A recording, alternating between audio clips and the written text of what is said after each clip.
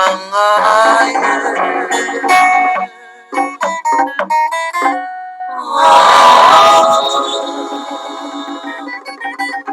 moindo lamuka yo tala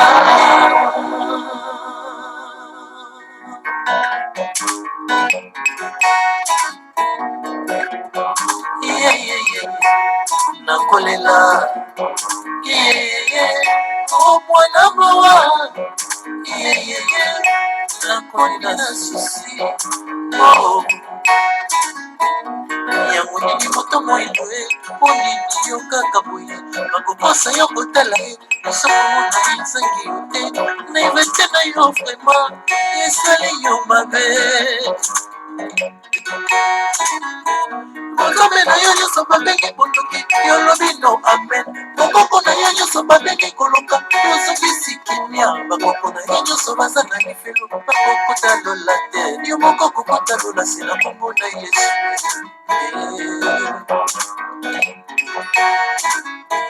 mama mafuta na ntango na ye nabundaki mpona baindo yayaki bafita mpe lokola nabundaki mpona baindo mama nefatale mpe lisusu nabundaki mpona baindo yoka lokole na soka mboka ezali koloba mpula mabanga ekonoka etikali mokie zongela bokoko na yo moyindo zongela bokoko na yo moyindo eza moto ezalaka yaya na mokili yaya bakuta mayaya yebia libota na libota ndenge atia nzambe mokili akila apesa kilolekikani bakokota na ye bakominio yango kamwa fe lota ve mabota mingi mpe batikala lolenge bakoko babango batambolaki na motambe wenge yango te ezali makasi molimo babango kasi yo yaya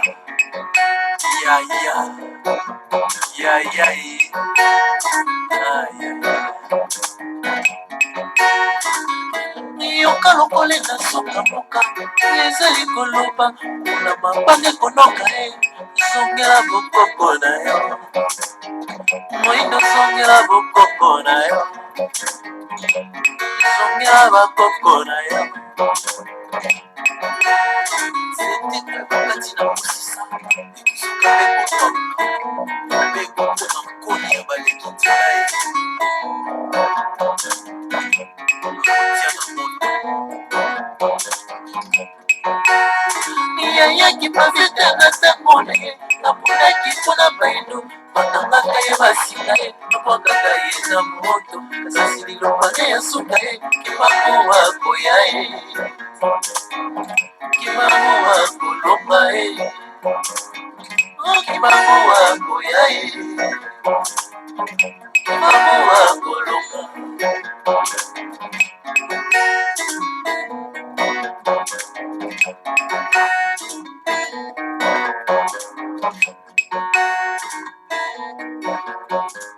matondo mingi matondo solo pene atuka na balanga nzembo matondo mingi bama batata bandeko balandi ya Congo bololo tala biso wana toye lisusu pour la deuxième fois consécutive na atuka na mokolo malelo pamba te lelo ezali ya solo pene atuka mokolo mwa mibale ya mposo mokolo mwa tuku mibale na mibale ya sanza libwa mobu ya koto mibale na tuku mibale tokomi bongo na ngonga ya zomi na mwambi na miniti tuku mitano na sambo engi koloba ngonga motoba na miniti tuku mitano na sambo ya nsima ya nzanga topesi bino banso bayenge bambote mpe balosako na bino banso bama batata bandeko ezali wa bino molobeli mbuta bopelo bobala elingi koloba malamu koloba lelo toye lisusu tosolola lelo tokolobela nini parceke toza koyoka na bamedia na bareseau sociaux donc likambo etali tribalisme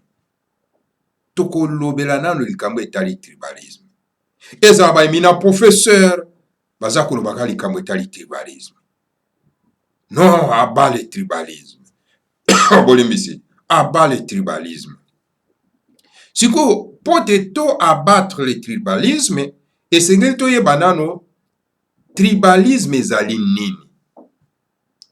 Po liboso ya koboma eloko il faut koyeba yango bama tata bande balandi ya Congo bolo, parce que koyi koboma eloko te sans koyeba origine na yango. Nde sikoyo tolingi na toyeba nano eloko nini oyo babengi tribalisme. Tozoyoka ba professeur éminent professeur, ba professeur Yombi kuna na Corée, il parle même du tribalisme aussi. Tozoyoka partout na Congo, hein, na ba média na bango inféodé na Congo, il parle ya ba le tribalisme, tolingi tribalisme na mboko yo te, tribalisme il faut to boma yango, hein. Alors d'où vient le tribalisme? Tribalisme uti wapi? Bama tata bandu. Tribalisme uti na mo tribu. Ezali lokota bapaya, lokota ba français. Alors na mboka na biso na Congo, na République démocratique du Congo, la République démocratique du Congo d'abord a été créée par un magicien qu'on appelle Léopold. C'est lui qui a créé donc la RDC, donc la République démocratique du Congo. C'est lui qui a créé. Donc c'était ezalaki donc propriété privée na ye. Bangungi, banzete, mabele, mai, donc bato, yonso tout ya ye. Propriété privée ya ye. Pambate, et ça est vrai na ye. Yango boyokaka récemment le grand maître de Mandase malobaki ke tango a créé eloko na ye wana azwi elimo ya RDC ake kobomba yango wapi na Angleterre. Aussi longtemps que to récupérer na elimo ya RDC te po tozongisa yango na mboka na biso te, moya makambo ekoka kotambola malamu eza te bama batata bandeko. Eke moto ya ko récupérer soro pena tuka elimo oyo ya RDC pona ete ezonga na mboka na biso ifaza la moto oyo azali teinté de la spiritualité. Et na kati na mboka na biso, il y a qu'une seule personne azali teintée de la spiritualité. Oyo bino bozo qualifier n'est-ce pas d'un fou. Or que c'est celui-là oyo azali disposé, azana capacité ya okenda ko récupérer elimo ya RDC o bakenda ko bomba soro bena na Angleterre et pas ba magicien en Angleterre ba ma tata bana ko nanda ko mobolo. Parce que na corps humain, ne corps nyonso tout, il y a toute une chose, il y a toujours des esprits. Il y a le corps physique et le corps spirituel. Parce que moto babomaka ye na nzoto te kasi babandana no kolongola na elimo na ye siko nzoto nde koya ko accompagner. Et avec mboka ezalo bendenge wana ba tata bandeko Kongo ndenge ezala eza na elimo na yango. Lokola elimo na yango balongola yango baota elimo na biso bakena kobomba yango yango na makambo eko marché te na mboka na biso ya tata bandeko. Alors donc la composition ya République démocratique du Congo ezali composée na ba mabota. Yango nde tozolo beleka mbetali tribi. Tribi ezali na lokota bapaya. Alors donc na lingala tobengi yango mabota, libota. La tribu Ngala, libota ya Bangala. La tribu Congo, libota ya Bakongo. La tribu Tetela, libota ya Batetela. Tribu Luba, libota ya Baluba. Tribu Nande, libota ya Banande. Tribu Mongo, libota ya Bamongo. Tribu donc Lokele, libota ya Balokele. Bongo na bongo, pama tata bano. Donc, la République démocratique du Congo ezali la sommation ya ba mabota wana, c'est-à-dire ya ba tribu wana. Et qui a créé les tribus? Nana azali donc responsable ya création ya ba tribu. Donc les tribus ont été créées par le Seigneur à Congo. Nzambe a Tolendo. Nzambe na biso mota créé ba tribu. Alors, dans chacune des tribus, c'est-à-dire libota, na kati ya libota na libota, ndenge bozo komona yango physique, et na mokili ya molimo, il y a aussi libota ya mokili ya molimo. Zwa par exemple libota ya Bangala. Parce que je commence d'abord de ma tribu dont je fais partie. Donc, zwa par exemple libota ya Bangombe. Libota ya Bangombe eza libota ya Bangala. Libota ya Bangala physique boza komona yango physique. Et na mokili ya molimo il y a libota ya Bangala spirituel. Et libota ya Bangala ekotambwisama na ba injection ya libota spirituel ya Bangala. Osomana ba tata bande. Alors, bomoni libota ya ba Congo physique et il y a libota ya ba Congo spirituel. Bomoni libota ya baluba physique, il y a libota ya baluba spirituel. Bomoni libota ya ba mongo physique, il y a libota ya ba mongo spirituel. Il y a libota ya ba tetela physique, il y a libota ya ba tetela spirituel. Donc, libota ya Bangala physique ezali kotambwisama na libota ya Bangala spirituel. Bangonde bazako zwa donc naloba nini mokano ya kotambwisa solo pena libota na bango na mokili na molimo wa matata bande. Sikoyo soko yoki ba certains politiciens de coquilles vides bazo yebisa yo que non à bas de tribus. C'est-à-dire balobi à bas de tribalisme parce qu'il faut tout expliquer dans nos psychopés. Tribalisme ezali nini?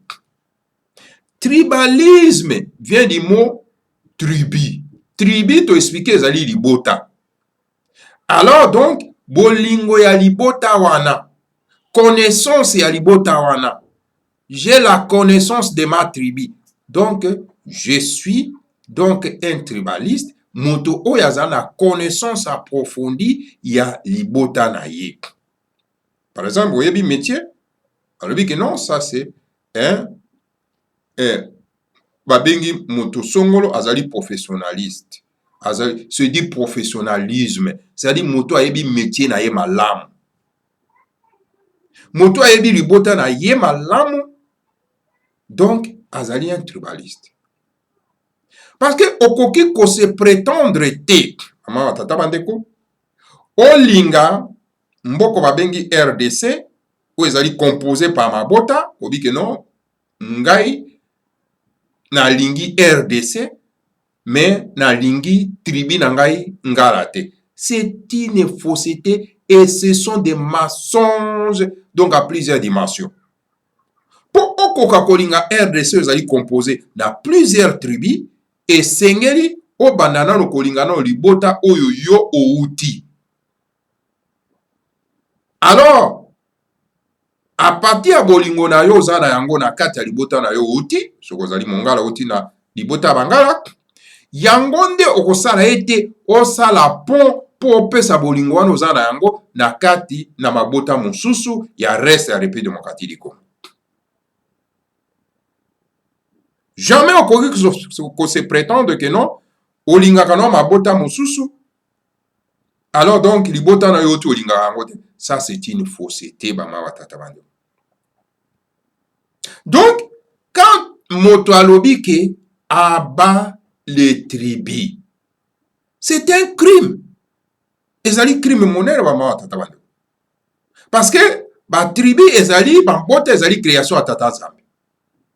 Na oti ko expliquer bino ake tribu physique eza na tribu spirituelle na yango. Tribu ya Bangala physique eza na tribu Bangala spirituelle.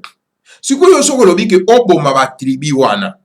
Oboma tribu ya Bangala. Physique aussi le sabango. Donc bango ba ko exister sous physique te. Non, mes chers frères, to rezonaka, to lobaka makambo pa sentimenté. Moto oyazali un tribaliste. Jamais akoki koboya tribu mosusu. Jamais au grand jamais. Même les professeurs oyo baza bakenda ba université basala ba classe aminene baza ko tomber trop bas na niveau ya koexplike le mot tribalisme bama batata bandeko balandi ya Congo bolo.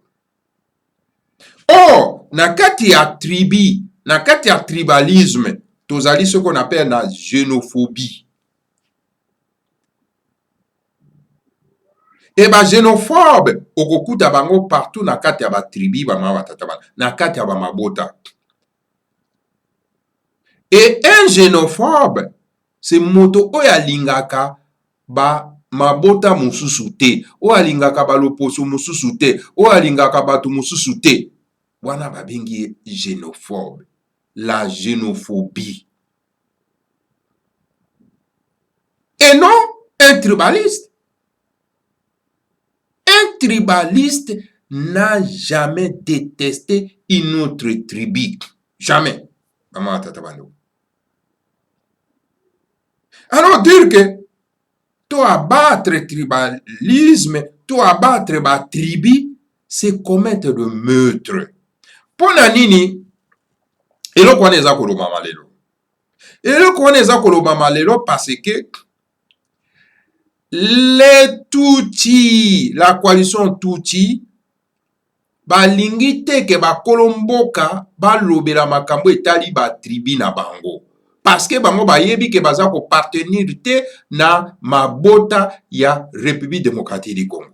Alors basa la Congo, donc un territoire sans tribu. Et pas wapi bango bako régner en maître na kati ya mboka ezali ya bango te. Mais tant que un politicien aye koloba makambo etali ke non aba le tribalisme, aba le tribu a koti na je ya banguna bama batata bano. Ou bien balobaka makambo sans que ba meka ko travailler cervelle na bango, ou bien balobaka makambo par le sentiment, ou bien balobaka makambo tout simplement pour ba faire plaisir na bato oyo bazana mission mabe pona kobebisa mboka na biso. Voilà le jeu ya coalition Tutsi o baye na yango wana. Or bango baye na kati ya mboka na bango, na mboka na biso, je vais dire au nom ya tribu Tutsi. Mais bango balobaka te aba la tribu Tutsi. Il se définit comme des Tutsi sans vergogne bama batata bano. Et ils sont solidaires na tribu na bango wana. Sikoyo po bakosa bino baimboka. Bakomi na bango ko diaboliser ce qu'on appelle nos tribus. C'est ozala fier na tribu na yo te. Oyi na tribu na yo, oboye yango, osala propagande contre yango. Pama tata bande kwa landi ya Congo bolo. Etala bokoi na motambo, bokoi trop bas. Oke na mboka na biso, esengeli chaque communauté ezala na un leader na yango. Po leader wana azali ko défendre les intérêts de sa communauté.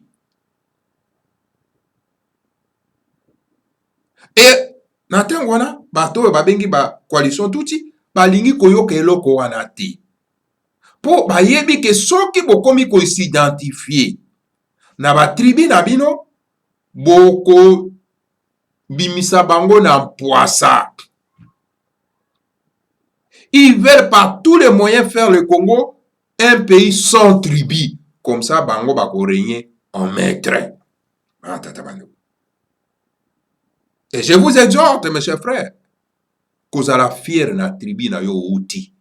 Soko yoki un individu a telemi na kati na etando na télévision pour dire que non, à bas les tribus, loba ke azali moto azali ko travailler na ngambo ya banguna.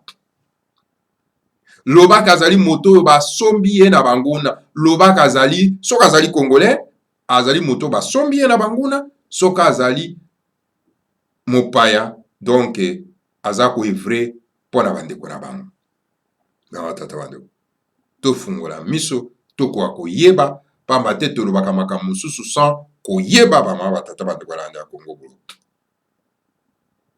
Parce que le Seigneur à Congo a yebi pourquoi créer qui ba tribu. A yebi pourquoi.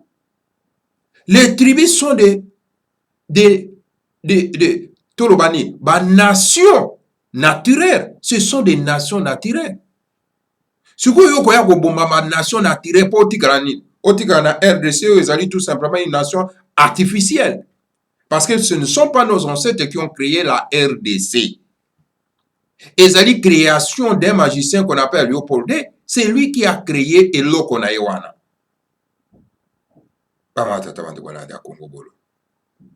Alors nous ne pouvons pas toujours croiser les bras, toi embrasser kabiloko ou ezali y a prêt à porter.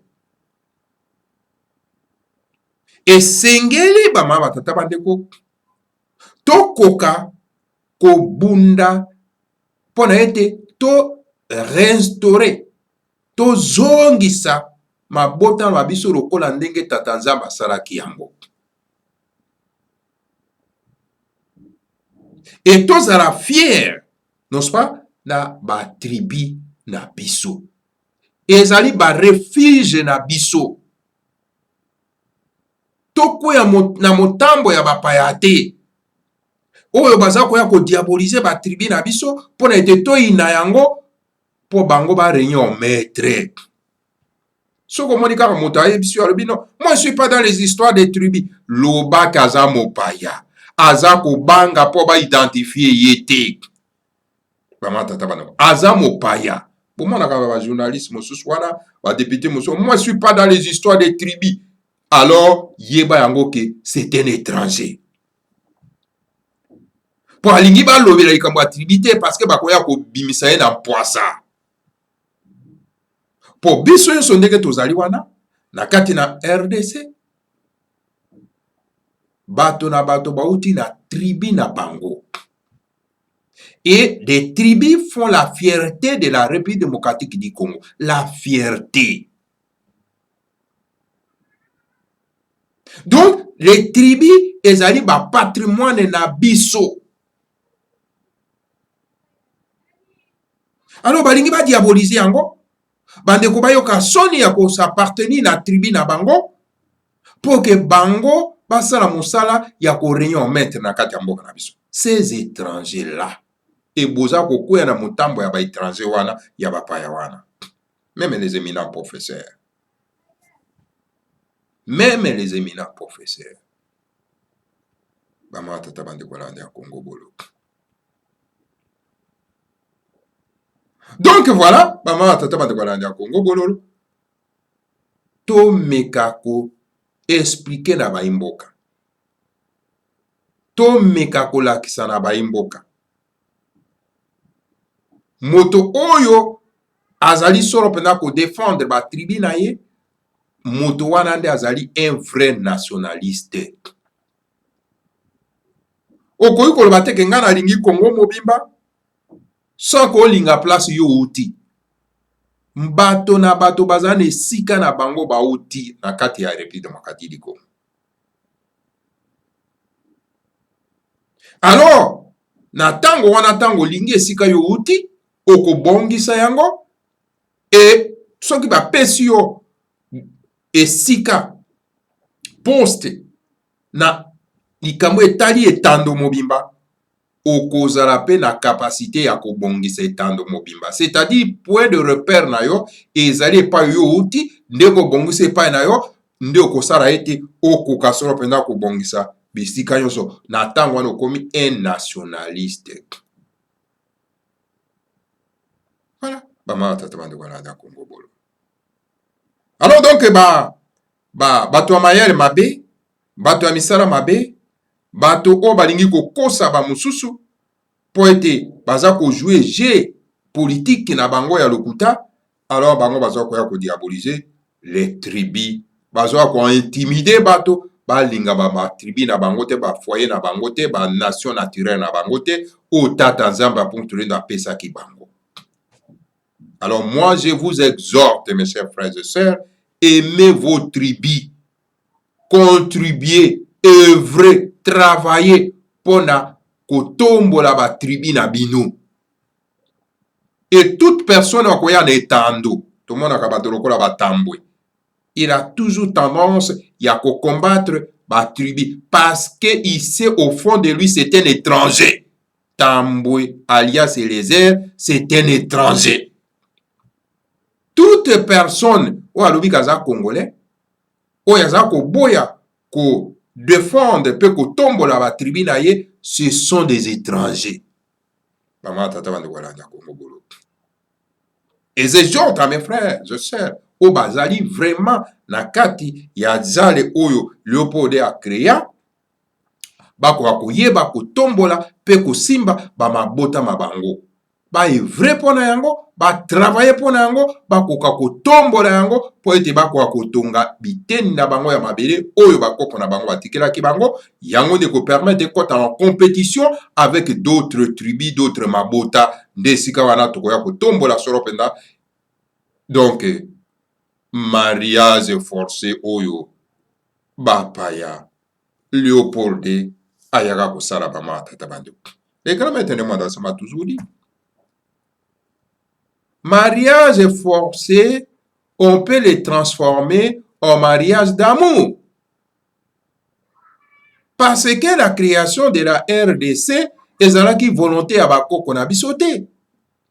Baforsaki biso kofanda lisanga moko sans que bakoko na biso ba se consulter. Alors, lokola basalaki yango par la force, tokoki kozongisa yango ekoma mariage d'amour oyo tokovanda na kimia nyonso tu na bolingo nyonso tu na kati ya mboka wana.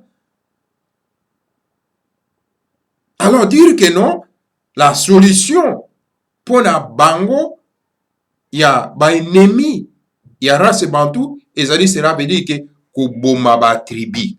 Mes chers frères et je sœurs, botombola ba mabota mabino, botombola ba tribu na bino. Soyez fiers d'appartenir à une tribu Ngombe, à une tribu Congo, à une tribu Tetela, à une tribu Luba, à une tribu Nande, à une tribu Mongo, à une tribu Bongo na Bongo, oza na kati ya Congo. Voilà, na mokuse penza, eloko na yaki soro penza en tout cas, ko exhorter bino, ko solola na bino, pona ete, ba o yon surtout baza koya kokosa bino ke a bas de tribus parce que ce sont des étrangers, ba koya kozoelo ngate ama batata bande ko landi ya Congo bolo. Tribu ezali eloko malamu, tribu eza kitoko, tribu ezali libota oyo bakoko na biso batikelaki biso. Alors esenge to ivre na yango pona ete totombola yango, totonga yango, tobongisa bisika nyonso wana batikelaki bakoko na biso batikelaki biso pona ete tokoka kokota na compétition oyo ekosalaki totonga donc Congo ya sika, ndenge bakoko na biso balobaki Congo ya sika. Matondo mingi na bino baso obolandi biso, alors tokutani bino lisusu mbala nsima. Bon momesano bama tata bande kolanda Congo bololo. Que le Seigneur à Congo vous bénisse tous, bénisse les mois d'Assem et bénisse la République fédérale du Congo, Ingeta, Ibobo et Ibo.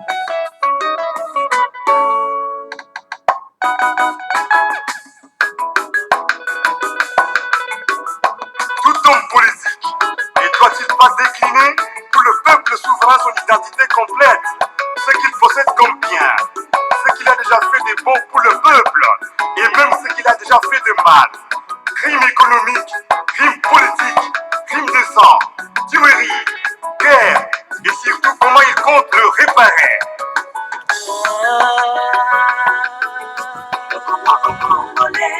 Toutes les motos de mon abendele ya Congo Congolais,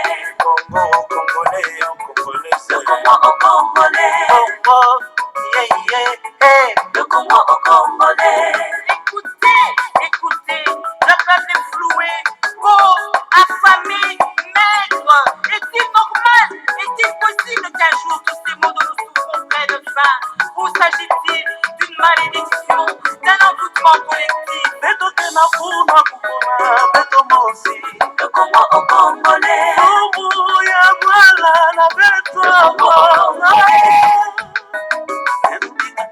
Le Congo au Congolais. Le Congo au Congolais.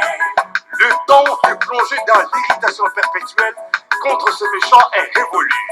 Car plus jamais n'accepterons que des personnes sans aucune qualification assument des fonctions ni au sommet de l'État, encore moins à la tête des entreprises publiques. Leo kuishi yetu imekuwa kitu kiasipo mwenyewe, mtu wote anakuya kubeba kazi ya mambo kuivre inanyomeka. Mungu saidia Kongo twende mbele.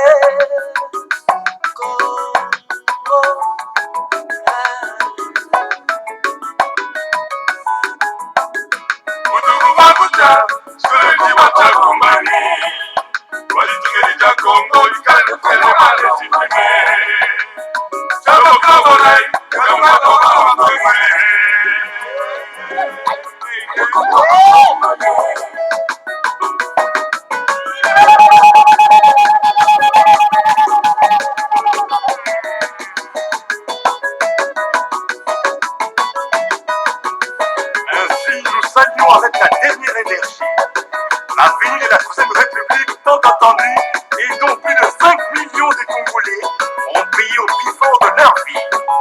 Marquons nos pas sur les traces de l'histoire. Posons des actes qui serviront d'exemple aux générations futures. Le Congo aux Congolais.